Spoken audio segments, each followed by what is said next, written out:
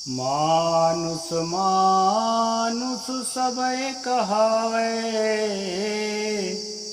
मानुष बुद्धि कोई बिरला पावे। नमस्कार दोस्तों, मैं अविनाश दास रेशनल कबीर यूट्यूब चैनल में आप सबका हार्दिक स्वागत करता हूं।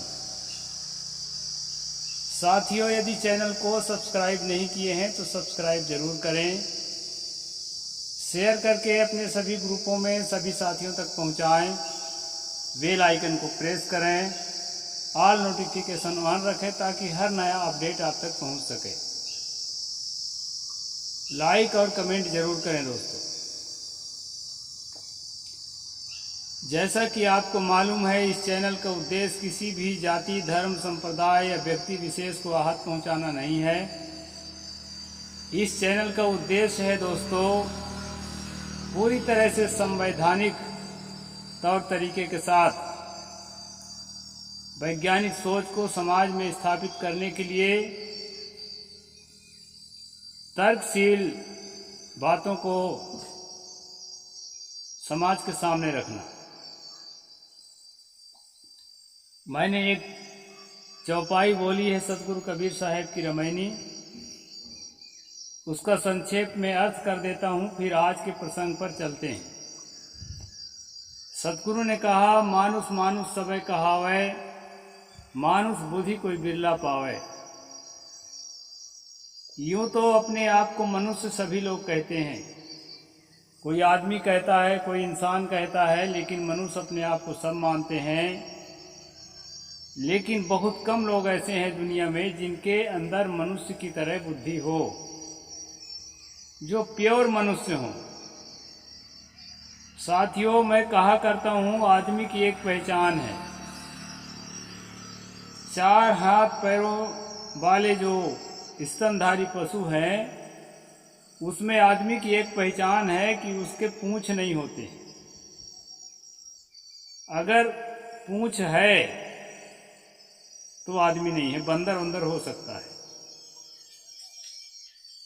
तो ये जो पूंछ लगा के चलते हैं दोस्तों, कोई कहता है मैं हिंदू हूँ, कोई कहता है मैं मुसलमान हूँ, कोई कहता है मैं ईसाई हूँ। तो मनुष्य स्वयं को मनुष्य के अलावा जो पूंछ लगा के चलते हैं, वो वास्तव में शुद्ध मनुष्य नहीं हो सकते। बात कड़वी लग सकती है, लेकिन ये हकीकत है। शुद्ध मनुष्य कभी भी हिंदू, मुसलमान, ईसाई, ब्राह्मण, क्षत्रिय, शूद्र, वैश्य इस प्रकार हो ही नहीं सकता है। और एक बहुत बड़ी बात है जिसे आप सब लोग जानते हैं कि दूर से बिना पूछे अपरिचित आदमी के जाति और धर्म अगर जाना जा सकता तो यह भी मान लिया जाता कि मनुष्य में जातियां होती है, मनुष्य में धर्म होते हैं भिन्न भिन्न। ये जाना जा सकता बिना किसी पूछताछ के, बिना किसी इंक्वायरी किए। लेकिन ऐसा है नहीं, जिसके बारे में हम वर्षों से ठान रखे हैं कि ये इस जात का आदमी है, ये इस धर्म का आदमी है। हमारा मन उसको उसी रूप में देखता है और वह आदमी भी अपने आप को उसी रूप में देखता है। साथियों, रेशनल कबीर यूट्यूब चैनल का उद्देश्य है इस तरह की जो मेंटालिटी है, इस तरह से जो मानसिकता है हमारे अंदर, वो मानसिकता समाप्त हो, धीरे ही सही लेकिन समाप्त हो, ताकि हर आदमी सामने वाले आदमी को अपनी तरह एक आदमी की तरह देख सके। आज बहुजन समाज, शूद्र समाज, ST SC OBC समाज बहुत जागृत हुआ है, अपने हक अधिकारों के प्रति जो है सचेत हुआ है। लेकिन साथियों, इसके साथ साथ उसके अंदर नफरत भी बढ़ी है। किसके प्रति? उस वर्ग के प्रति जिस वर्ग ने उसको नीच और अछूत करार दिया था, उस धर्म के प्रति जिस धर्म ने उसको नीच और अछूत करार दिया था। तो कितने लोगों ने तो ऐसे धर्म को, ऐसे नियमावली को, ऐसे आइडियोलॉजी को लात मारकर उससे अपने आप को अलग कर लिया, और उन्हीं में से एक मैं स्वयं भी हूं। तो साथियों, मनुष्य को मनुष्य की तरह जो देख सके, मनुष्य को मनुष्य की तरह जो सम्मान दे सके, वो विचारधारा यदि कोई है तो उस विचारधारा को हमें सम्मान देना चाहिए, ऐसा मैं मानता हूं। तो अभी हम लोग जो है इस किताब का अध्ययन कर रहे हैं। छोटी सी किताब है, हिंदू कौन।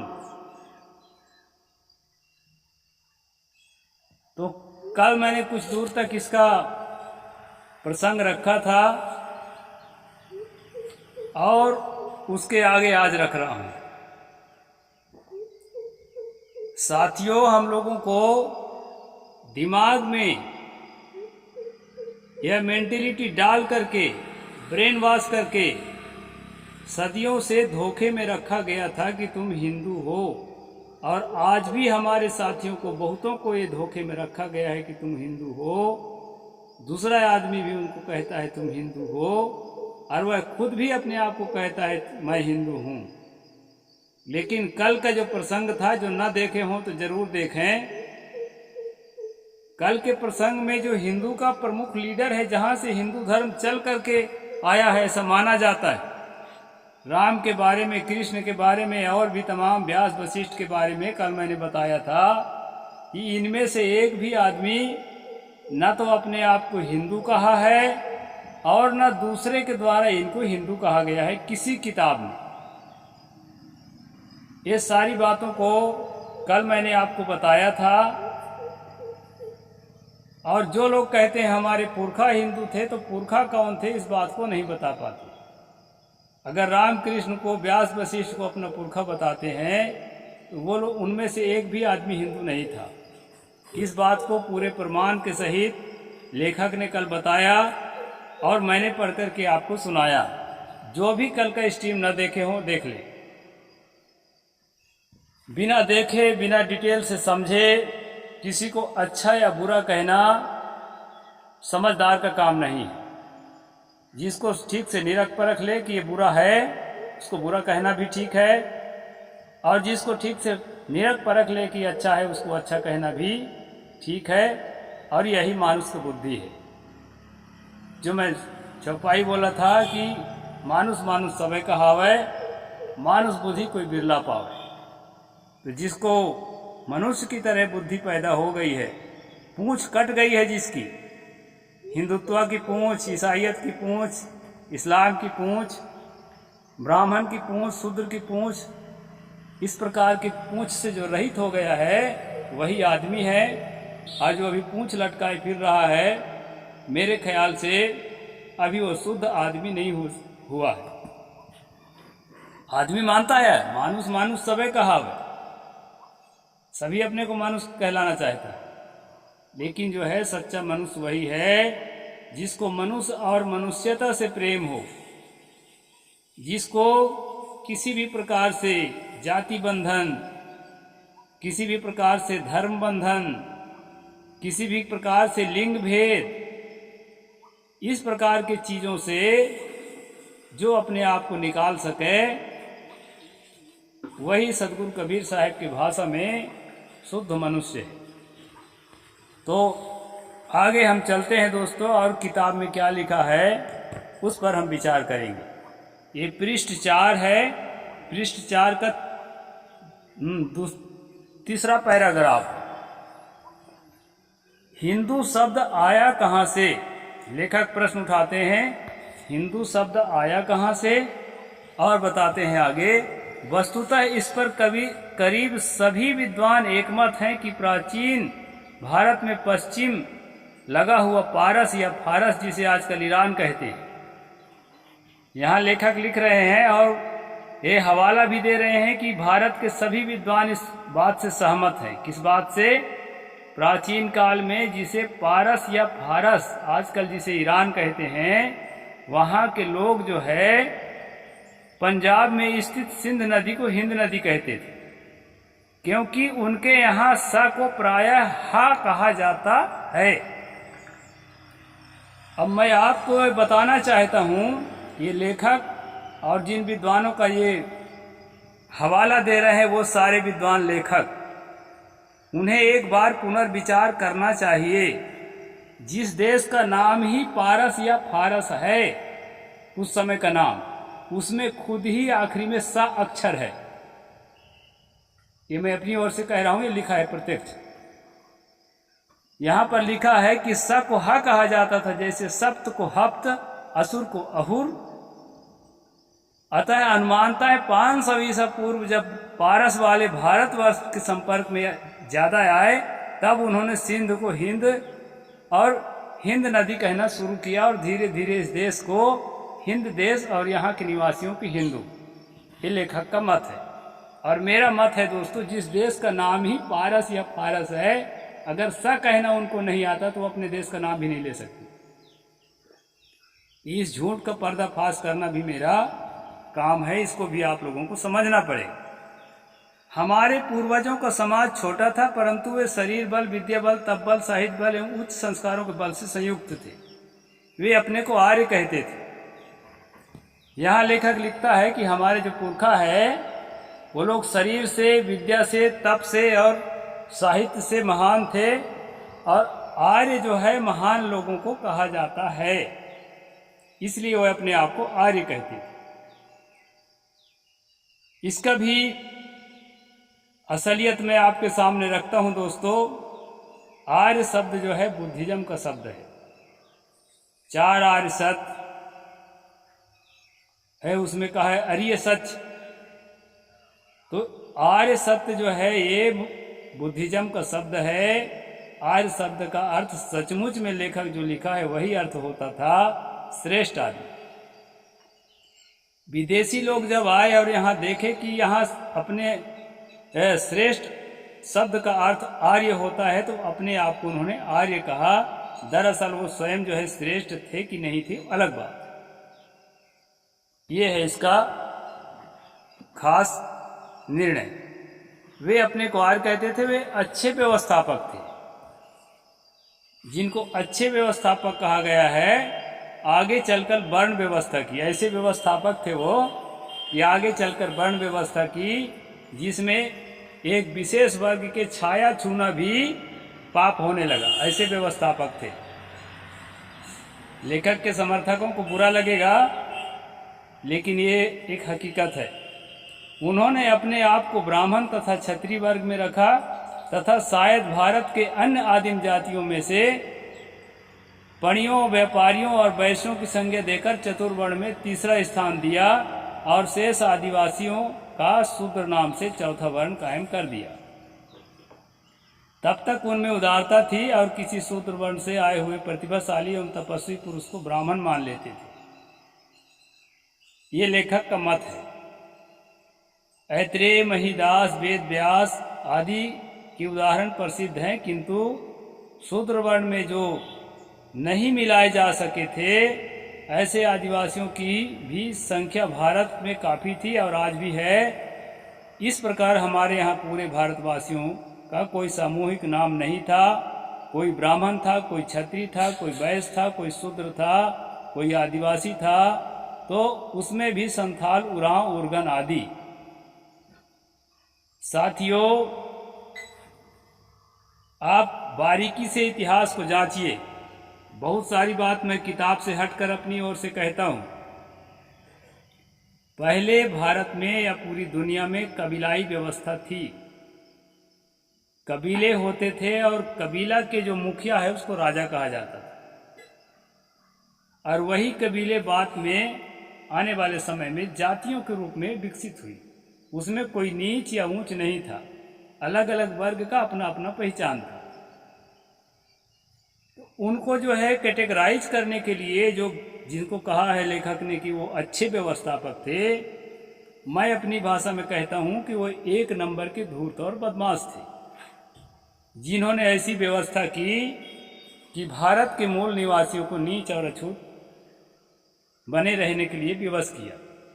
मानवता भी उनमें नहीं थी, जिनमें बड़े साहित्य बल, तप बल, विद्या बल और उच्च संस्कार के बल लेखक ने लिखा है। यही उनका उच्च संस्कार था कि उन्होंने यहाँ के मूल निवासियों को नीच और अछूत घोषित करने के लिए हिम्मत किया। यही उच्च संस्कार था जिनको आर्य कहा गया।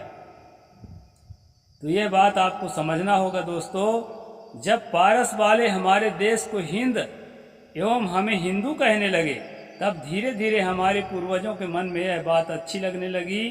चलो पारस वालों की कृपा से हमें एक राष्ट्रीय नाम मिल गया, हम बहुत काल से अपने आप को हिंदू कहने लगे। ये राष्ट्रीय नाम है। साथियों, ये हिंदू जो है शब्द है तो बहुत पुराना, कम से कम 10वीं सदी के आसपास से भारत में चला आया है, लेकिन 1925 के बाद अभी 1925 के बाद ये हिंदू शब्द जो है जन जन में, मैं जंगली क्षेत्र का आदमी हूँ, मैं जंगल के एक एक भेद आपको बताऊंगा। किसी भी आदिवासी को ये पता नहीं था कि हम हिंदू हैं कि ईसाई हैं। वो पूरा का पूरा कोरा कागज थे और उनके दिमाग में थोपा गया। अभी भी कुछ लोग थोपते हैं, चलो ईसाई बन जाओ, उनको ईसाई बनाते हैं तो लोग कहते हैं हिंदू से ईसाई बनाओ। हिंदू से नहीं बना है, वो कोरा कागज से बना है। तो हिंदू धर्म भी उन पर थोपा गया। हिंदू जैसा कोई धर्म दुनिया में नहीं होता है। ये जो है केवल थोपा हुआ है। बहुसंख्यक लोग अपने दिमाग में थोप रखे हैं, मैं भी थोप रखा था। इसलिए लगता है कि ये कुछ कोई धर्म है। ये धर्म वरम कुछ नहीं है दोस्तों, एक षड्यंत्र है मनुष्य को नीच और अछूत बना करके अपने मानसिक गुलामी कराने का एक षड्यंत्र है, शोषण तंत्र है। इसको भली भांति हर रैशनल व्यक्ति जानता है। यूनानियों ने जब पारस वालों से हिंद नदी, सिंध नदी, देश हिंद, हिंदू नाम सुना, तब वे अपनी भाषा बोलने की सुविधा से हिंद नदी को इंडस, हिंद देश को इंडिया और जो है हिंदवासियों को इंडियन कहने लगे। सुकरात, साक्राटेस, प्लेटो, प्लाटोन और अरस्तु, इन तीन क्रमशः गुरु शिष्य एवं महान मनीषी विद्वानों के कारण 400 ईसा पूर्व में ही यूनान विद्या का केंद्र बन गया। यूनान की विद्या एवं दर्शन का प्रभाव पूरे यूरोप पर पड़ा। अतः यूनानियों द्वारा दिए गए इंडिया एवं इंडियन शब्द नाम यूरोप वालों ने भारत एवं भारतवासियों के लिए ग्रहण कर लिया। जब यूरोप वालों ने हमारे देश को इंडिया एवं हमें इंडियन कहना शुरू किया तो उसे भी हमने स्वीकार किया कर लिया। आज कोई भी भारतवासी जब विदेश जाता है तब वहाँ के पूछने पर वह अपने को इंडिया कहता है तथा अपने को इंडियन, अपने देश को इंडिया और अपने को इंडियन। इस प्रकार पारस प्राचीन ईरान वालों ने हमें हिंदू नाम दिया और यूनान वालों ने इंडियन, और दोनों नामों को हमने खुशी से स्वीकारा है। जैसे मुहम्मद से मुसलमान, ईसा से ईसाई तथा बुद्ध से बौद्ध पड़ा, वैसे ही हिंदू नाम राम, कृष्ण, व्यास, वशिष्ठ आदि किसी के नाम से नहीं जोड़ा जा सकता, क्योंकि हिंदू नाम की अवधारणा ही भारतीय नहीं है। यहाँ पर लेखक बहुत साफ शब्द बता दिया है, हिंदू शब्द की अवधारणा भारतीय नहीं है। भारत के मौलिक किसी भी परंपरा में, बुद्धिज्म में, जैनिज्म में और आजीवक समुदाय में कहीं भी हिंदू शब्द नहीं था, और ये हिंदू शब्द बाहर से आकर के हमारे दिमाग में थोपा गया है। यहाँ लेखक बहुत सही बताया है और इस मत के मैं साथ हूँ। तो इस प्रकार से दोस्तों एक बात और बता देता हूँ। एक बात यहाँ और ध्यान देने योग्य है कि कुछ लोग कहते हैं कि हमें हिंदू नाम मुसलमानों ने घृणा से दिया और हमारे पूर्वज भोले थे, उसे उन्होंने स्वीकार कर लिया क्योंकि फारसी भाषा में हिंदू का अर्थ काला, चोर, ठग, डाकू आदि है। विचार यह है कि एक शब्द के अर्थ भिन्न भाषा में भिन्न होता है। इस पर हम कल विचार करेंगे। खास बात मैं ये बताना चाहता हूँ कि हिंदू शब्द भारतीय शब्द नहीं है। एक कल भी बताया था कि इसमें किसी प्रकार से पाली में, प्राकृत में या संस्कृत में किसी शब्दकोश में हिंदू शब्द नहीं पाया जाता है, और आगे और चर्चा किया जाएगा। और साथियों, कुल मिला के जो है ये हमारे सिर पर थोपा हुआ एक कलंक है, जिसमें मनुष्य को मनुष्य नहीं समझा जाता, और जो है भेदभाव की दृष्टि से देखा जाता है। ऐसे शोषण तंत्र और एक षड्यंत्र का नाम हिंदू धर्म है। इसको भली भांति हम सब लोगों को समझना चाहिए और अपने आप को शुद्ध कबीरपंथी और शुद्ध मनुष्य और शुद्ध बौद्ध और शुद्ध जैन समझना चाहिए, जिनके कहीं जड़ है, जिनके कहीं कहना चाहिए कि आधार है भारत में। वो जैनिज्म, बौद्धिज्म, कबीर पंथ, सिखिज्म, इन सब का जड़ है दोस्तों भारत में और आधार है। और इनके जो है प्रवर्तक हैं, सच्चाई जो होती है उसके कोई प्रवर्तक होते हैं। तो इस तरह की चीज़ों को हम स्वीकार करते हैं, विचारों में भले अंतर। तो इस तरह से मैं आज का प्रसंग आपके सामने रखा। कल दोस्तों, कल दूसरा इसी प्रसंग को आगे बढ़ाएंगे। साहेब बंदगी, जय जोहार, जय भीम, नमो बुद्धाय, जय भारत।